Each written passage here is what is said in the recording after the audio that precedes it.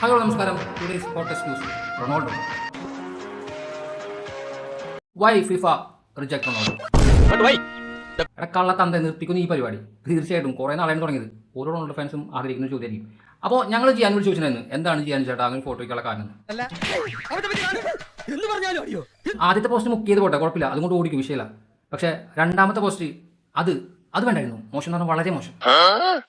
ഇത് റൊണാൾഡോ ഫാൻസിന് വിഷമമായിരിക്കും, കൂടെ ബ്രസീൽ ഫാൻസിന് വിഷമിക്കാട്ടോ.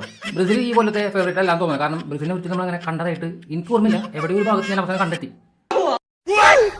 പല ആൾക്കാരും പച്ചക്ക് തെറി വിളിക്കുന്നുണ്ട്, തള്ളക്ക് വിളിക്കുന്നുണ്ട്, തന്തയ്ക്ക് വിളിക്കുന്നുണ്ട്, പല തെറിയുണ്ട്. പക്ഷേ ഇതൊക്കെ നമ്മൾ മാറ്റണം. തീർച്ചയായിട്ടും ഇതൊരു സ്പോർട്സ് ആണ്, ഇത് നമ്മൾ അങ്ങനെ കണ്ടാൽ മതി. ജിയാനോ മാത്രം കുറ്റം പറഞ്ഞിട്ട് കാര്യമില്ല. ഈ ഫിഫയുടെ തലപ്പത്തിൽ ഫിഫയുടെ തലപ്പത്ത് ആരൊക്കെ വന്നിട്ടുണ്ട് അവർക്കൊക്കെ ഒരു പ്രത്യേക അജണ്ട ഉണ്ടായിരുന്നു. അതിലോട്ടാണ് ഈ കാര്യങ്ങൾ പോകുന്നത്. ഇപ്പോൾ എന്തായാലും ഒരു ചർച്ച നടന്നിട്ടുണ്ട്. റൊണാൾഡോയെ ഫിഫ റിജക്ട് ചെയ്തില്ലെങ്കിൽ റൊണാൾഡോയെ ഫിഫ ആ ഒരു പോസ്റ്റിൽ ഉൾപ്പെടുത്തിയില്ല, അത് പിൻവലിച്ചു, വീണ്ടും വേറെ പോസ്റ്റ് ഇടുന്നു, വീണ്ടും ഫാൻസിനെ ആകെ ഒരു പ്രഷർ കൊടുക്കുന്നു. ഇതൊരു അവരുടെ ചിലപ്പോൾ ഒരു ഭാഗത്തുനിന്നുണ്ടാകുന്ന മിസ്റ്റേക്കോ അല്ലെങ്കിൽ അവർ സ്വയം ഉണ്ടാക്കിയതാവാം. അപ്പോൾ അവർ ചെയ്ത കാര്യത്തോടോ അല്ലെങ്കിൽ ജിയാനോ പോപ്പ് ചെയ്ത കാര്യത്തോടൊന്നും എനിക്ക് യാതൊരു യോജിപ്പും കാര്യങ്ങളൊന്നുമില്ല. ഇത് ആരാണെന്ന് ചെയ്യാൻ പാടില്ല എന്നാണ് ഞാൻ അത്രയും പറയുള്ളൂ. എന്താണ് നമുക്കിനി കാര്യത്തിലോട്ട് വരാം. കാരണം നമുക്ക് റൊണാൾഡോയെ സംബന്ധിച്ച് പറയുമ്പോൾ പല ആൾക്കാരും റൊണാൾഡോ ബ്ലൈൻഡ് ആയിട്ട് റൊണാൾഡോ ഫാൻസ് പറയും മെസ്സിക്കാണ് കൂടുതൽ ഫിഫ ഫേവർ ചെയ്തത്, മെസ്സിക്കാണെങ്കിൽ ഫിഫ പോയാണെങ്കിൽ. എനിക്ക് അങ്ങനെ ഒരു വാദമില്ല. റൊണാൾഡോ വരുന്ന കാലഘട്ടത്തിൽ റൊണാൾഡോയ്ക്ക് സ്റ്റാർട്ടിംഗിൽ ഒരുപാട് പ്രോബ്ലം ഉണ്ട്. ശരിക്കും നിങ്ങൾ സ്റ്റഡി ചെയ്ത് മനസ്സിലാക്കാൻ സാധിക്കും. റൊണാൾഡോ ആ ഒരു ഫിഫയ്ക്ക് അല്ലെങ്കിൽ ഫിഫ എങ്ങനെയാണ് റൊണാൾഡോ റിയാക്ട് ചെയ്തത്, സ്റ്റാർട്ടിംഗ് മുതൽ റൊണാൾഡോ എങ്ങനെയാണ് ഫിഫ ട്രീറ്റ് ചെയ്തത് കാണാൻ സാധിക്കും. അവിടെ ഒരിക്കലും മെസ്സി ഒരു ഘടകമായിട്ട് വരുന്നുണ്ടായിരുന്നില്ല. പിന്നീട് മെസ്സി അതിലോട്ട് വലിച്ചു കൊടുക്കുന്ന പോലെയാണ് എനിക്ക് ഫീൽ ചെയ്തിട്ടുള്ളത്. അല്ലെങ്കിൽ മെസ്സി ഒരു കരുവാക്കി വെച്ച പോലെയാണ് ഫീൽ ചെയ്തത്. നിങ്ങൾ അത് എങ്ങനെയാണെങ്കിൽ വായിക്കാം. സ്റ്റാർട്ടിംഗ് നോക്കുകയാണെങ്കിൽ തന്നെ തന്റെ കാലത്താണെങ്കിലും പുള്ളിക്കാർ ഒരുപാട് റൊണാൾഡോയെ നോക്കുന്നുണ്ടെങ്കിൽ റൊണാൾഡോയെ മാറ്റാൻ ശ്രമിക്കുന്നുണ്ട്. പല കാര്യങ്ങളിലും മെസ്സിക്ക് അഡ്വാൻറ്റേജ് സംസാരിക്കുന്നുണ്ട്. ഇതുകൊണ്ടൊക്കെ ആയിരിക്കും നമുക്ക് അങ്ങനെ തോന്നുന്നത്. പക്ഷേ റൊണാൾഡോ 2004 2003 കാലത്ത് വരുന്ന സമയത്ത് തന്നെ ആ ഒരു ഗോൾഡൻ പോയി ആ ഒരു അവാർഡ് തൊട്ടിട്ട് തന്നെ അത് ശരിക്കും നമുക്ക് അവിടെ കണക്കൊക്കെ നോക്കി മനസ്സിലാവും. റൊണാൾഡോ ആ സമയത്ത് ഫിഫ റിജക്ട് ചെയ്യുന്നത്. സോ നമ്മളോട് മനസ്സിലാക്കേണ്ടത് ഫിഫയ്ക്ക് റൊണാൾഡോ അല്ലെങ്കിൽ ഫിഫയുടെ താല്പര്യത്തിന് ആർക്കൊക്കെ റൊണാൾഡോയോട് ഈ റൊണാൾഡോ ഒരു മനുഷ്യൻ ആ ഒരു പോസ്റ്റിൽ നിന്ന് എത്തുന്ന സമയത്ത് പുള്ളിയോട് എന്തെങ്കിലും ഒരു ഈഗോ ക്ലാഷോ അല്ലെങ്കിൽ പുള്ളി വളർന്ന കാര്യങ്ങളൊന്നും ഇഷ്ടപ്പെടാതെ പ്രശ്നങ്ങൾ അതിന് വളർന്ന് വേറെ സംഭവത്തിൽ എത്തി അതിന് വേണ്ടിയിട്ട് ഒരു മെസ്സിയെ ബലിയോടാക്കി എന്നാണ് മാത്രം എൻ്റെ ഒരു ഫൈൻഡിങ്. ഓക്കെ, അതെ, ഫിഫ മെസ്സിയെ പൊക്കി കൊണ്ടുപോയി അംഗീകരിക്കപ്പെടാത്ത അർഹതപ്പെടാത്തൊക്കെ സംഭവം മെസ്സിക്ക് കൊടുക്കുന്ന ഒരു വാദം എനിക്കില്ല.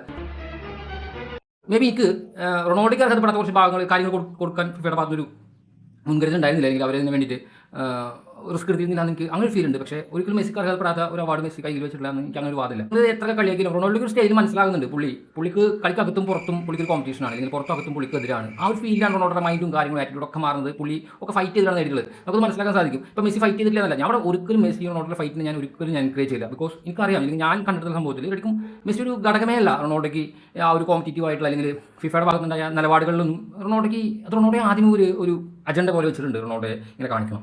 അത് മാത്രമാണ് എനിക്ക് ഇതൊക്കെ കാണുന്നത് മനസ്സിലായിട്ടുള്ളത്. നിങ്ങൾക്ക് അതിനെ മനസ്സിൽ എനിക്കറിയില്ല.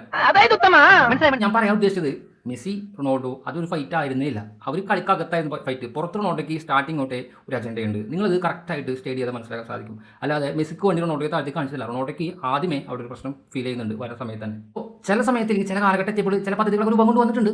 ആ ഒരു പദ്ധതി ഭാഗമായിട്ട് പല കാര്യങ്ങൾ നടന്നിട്ടുണ്ട്. പക്ഷേ അതുകൊണ്ട് നമ്മളൊന്നും അറിയപ്പെട്ടിട്ടില്ല എന്ന് വേണ്ടില്ല.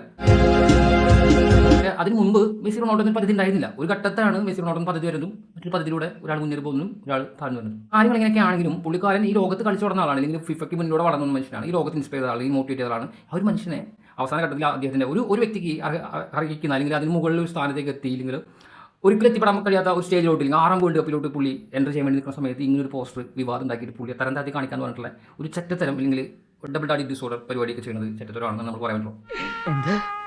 അതിന് മേലെ ചെറ്റത്തരം എന്നിത്തരായിരുന്നു ആ പോസ്റ്റർ എടുത്ത് മാറ്റിയിട്ട് മറ്റൊരു പോസ്റ്റർ കൊണ്ട് സ്ഥാപിച്ചത്.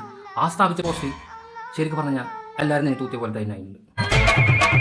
അപ്പോൾ നിങ്ങളുടെ റൊണാൾഡോ ഫാൻസ് മനസ്സിലാക്കേണ്ടത് മെസ്സി കാരണമൊന്നുമല്ല റൊണാൾഡോ താഴ്ന്നു പോയിട്ടുള്ളത്. റൊണാൾഡോയ്ക്ക് വേറെ ഇഷ്യൂ ഉണ്ടായിരുന്നു അവിടെ. ഇനിയിപ്പോൾ റൊണാൾഡോയുടെ പൊട്ടൻഷ്യൽ കാര്യങ്ങൾ റൊണാൾഡോയ്ക്ക് പുറത്തെടുക്കാൻ കഴിയുന്ന സമയത്ത് റൊണാൾഡോ താഴ്ന്നു പോയി. ആ സമയത്ത് മെസ്സി ഉയർന്നു വന്നു. ഇപ്പോൾ മെസ്സി വേൾഡ് കപ്പ് അടിച്ചുകൊണ്ട് ആൾ ചാമ്പ്യനാണ്. പക്ഷേ എനിക്കിതൊന്നല്ല മനസ്സിലാവാത്തത്. ഞങ്ങളുടെ നാട്ടിൽ പല ആൾക്കാർ കളിക്കടൽ ഭയങ്കര പ്രശ്നമായിരിക്കും, ഇടി കുത്തി ചവിട്ടൊക്കെ ഉണ്ടാവും. പക്ഷേ ഇതെല്ലാം കഴിഞ്ഞിട്ട് കളി കഴിഞ്ഞിട്ട് മാനിയായിട്ട് വർത്താനം പറയും. അങ്ങനെ പല ആൾക്കാരുണ്ട്. നിങ്ങൾക്ക് ആരെങ്കിലും ഇങ്ങനെ ഫീമിലായിട്ട് തോന്നുന്നു വെച്ചാൽ നിങ്ങൾക്ക് അത് ഫീൽ ചെയ്യുന്ന വെച്ചാൽ നിങ്ങൾക്ക് അത് വേണം പറയാം. എൻ്റെ മനസ്സിലൊരാളുണ്ട്, എന്നാലും ഞാൻ ആ പേര് പറയാൻ പോകില്ല. ഇപ്പോൾ പണ്ട് റൊണാൾഡോയെ തരം താഴ്ത്തുന്ന അതേ ഫിഫയുടെ അതേ തലമുറ തന്നെയാണ് ഇപ്പോൾ നടന്നുകൊണ്ടിരിക്കുന്നത്. ഇനിയിപ്പോൾ ജിയാനു ചേട്ടൻ ഇനി പല രീതിയിലും വേൾഡ് കപ്പ് ആവുന്ന സമയത്ത് പല ആൾക്കാർക്കും ഫേവറേറ്റ് എടുക്കും, പല ആൾക്കാർക്കും ഫേവറേറ്റ് അല്ലാണ്ട് നിൽക്കും. ഇനി റൊണാൾഡോക്കെതിരെ പല പോസ്റ്റുകളും വരും. ഒരു പക്ഷേ റൊണാൾഡോ വിളിച്ച് പറഞ്ഞിട്ടായിരിക്കും ഈ ഒരു കാര്യം തെറ്റി പറ്റിയത്. നമ്മൾ ആരും അറിയുന്നില്ല. എന്താണെങ്കിലും വേൾഡ് കപ്പ് കഴിയുമ്പോഴാണ് വേൾഡ് കപ്പ് ആര് വിൻ ചെയ്യുന്നത് അപ്പോൾ അറിയാം. ഒരു പക്ഷേ റൊണാൾഡോയ്ക്ക് വിൻ ചെയ്യാൻ സാധിച്ചാൽ ഇതിനൊക്കെ അഗേൻസ്റ്റ് ആയിട്ട് പുള്ളിക്ക് തലയുയർത്തി നിൽക്കാം, അല്ലെങ്കിൽ വീണ്ടും പോകാം. അപ്പോൾ നമുക്ക് മെസ്സിനെ കുറ്റം പറയാൻ സാധിക്കില്ല. കാരണം എന്താ, ആളെല്ലാം നേടി, ആൾ ചാമ്പ്യനാണ്, ആൾ വേൾഡ് ചാമ്പ്യനാണ്, ആളുടെ ടീം ചാമ്പ്യനാണ്.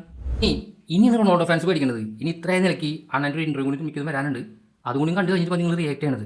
കാരണം ഇനി അടുത്ത ഇൻ്റർവ്യൂവിൽ ഈ ഒരു കാര്യത്തെപ്പറ്റി എൻ്റെ അണ്ണ മെൻഷൻ ചെയ്ത് കഴിഞ്ഞാൽ എന്താവും പുള്ളിക്കാരൻ പറയുന്നത് പറയാൻ പറ്റില്ല. ചില സമയത്ത് നിങ്ങൾക്ക് തന്നെ തോന്നുന്നുണ്ട് പുള്ളിയെ മടലെടുത്ത് വെട്ടിയടിക്കാൻ. So be careful. എന്താണെങ്കിലും അടുത്ത വിവാദമായിട്ട് നമുക്ക് വരാം, അടുത്ത വാർത്തയായിട്ട് വരാം, അല്ലെങ്കിൽ അടുത്ത ഹോട്ടസ്റ്റ് ന്യൂസ് ആയിട്ട് വരാം. സോ ഇന്നത്തെ ന്യൂസ് ഇതായിരുന്നു. ഇതിനെ പറ്റി പറയാൻ എന്തെങ്കിലും കാര്യമായിട്ട് വന്നാലും ചെറിയൊരു കാര്യം പറയാൻ തോന്നി. സോ വന്നു പറഞ്ഞു. Okay bye. ആർക്കും എന്നെ തടുക്കാനാവില്ല.